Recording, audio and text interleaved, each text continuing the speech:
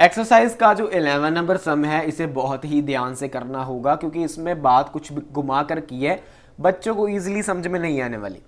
From the top of a 7 metre high building, उन्होंने बोला है कि एक 7 मीटर की बिल्डिंग है, तो पहले बिल्डिंग ड्रा करते हैं। तो जैसे जैसे बोला जाए ना वैसे वैसे करते जाओ पहले, तो इन सम जो नाइन्थ चैप्टर के समय ना जैसा जैसा बोला जाए वैसे वैसे आप करते जाया करो, ठीक है, तो फिर इजी हो जाएगा। ये मान ले हमने बिल्डिंग बना ली 7 मीटर की।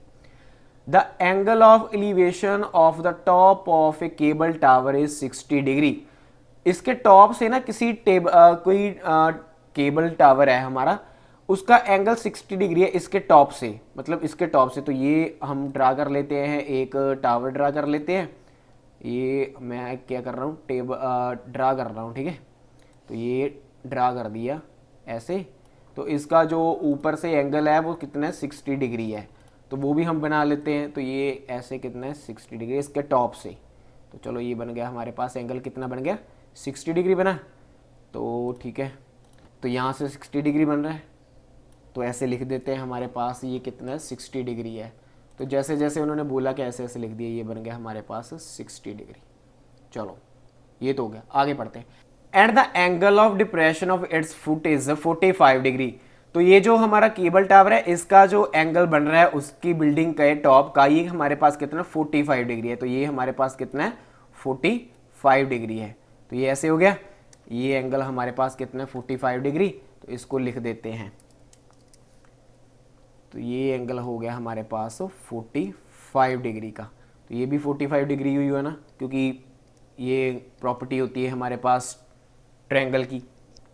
ओके, तो ये सब तो हो गया। पूछा क्या है, determine the height of the tower. Okay, उसने इसकी हाइट निकालने के लिए बोला है। स्टूडेंट हमें एक बात तो मालूम है क्या, कि ये जो हमारी बिल्डिंग थी, ये वाली जो हमारी बिल्डिंग थी, इसकी लेंथ कितनी थी हमारे पास, 7 मीटर थी। तो ये हमारे पास कितना था, 7 मीटर था। ये देखो उन्होंने बताया हुआ है। तो इसका मतलब यहाँ से लेके यहाँ तक भी 7 मीटर ही हुआ, ये तो मालूम है हमें 7 मीटर है। सबसे पहले नेम दे देते हैं, ये ए हो गया और ये बी हो गया, ये सी, और इसे नाम देते हैं डी, और ये बन गया हमारे पास ई। तो अगर ये हमारे पास 7 मीटर है तो इसे हम लेट कर लेते हैं। मान लो ये हमारे पास एच है, ये हमारे पास क्या है, एच है। तो टोटल कितना हो गया फिर, ये जो पूरा है टोटल है जो वो कितना है, वो हमारे पास क्या हुआ, एच प्लस 7 मीटर हुआ, ठीक है।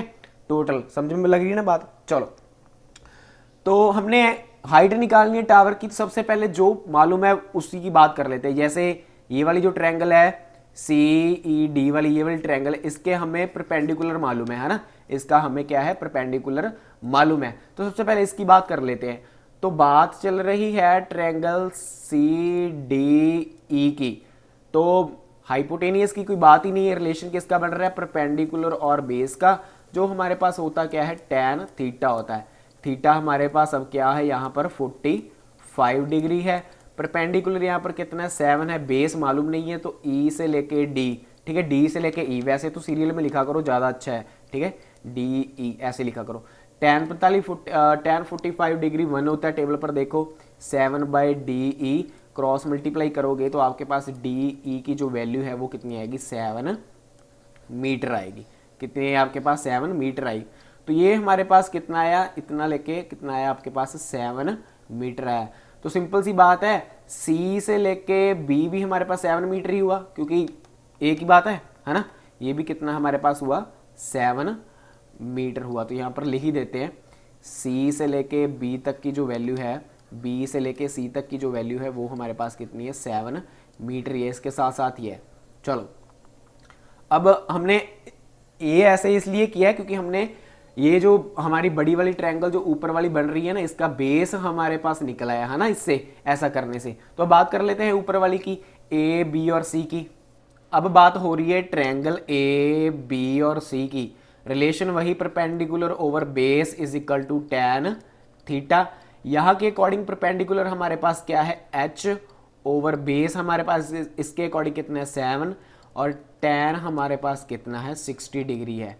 tan 60 की वैल्यू टेबल पर जाकर देखो, वो होती है √3 h/7। क्रॉस मल्टीप्लाई किया, h की वैल्यू कितनी आ गई, 7 √3 आई। तो एच हमारे पास कितना आ गया, यहाँ से कितना आया हमारे पास, ये आया h√3। तो हमने क्या है, टावर की ऊंचाई पता करनी थी, टावर की हाइट पता करनी है, वो कितनी है h+7। यहाँ पर h की वैल्यू फिल करो, तो ये हमारे पास टोटल टावर है कितना, a से लेके d कितना हमारे पास h+7 है, यही है ना।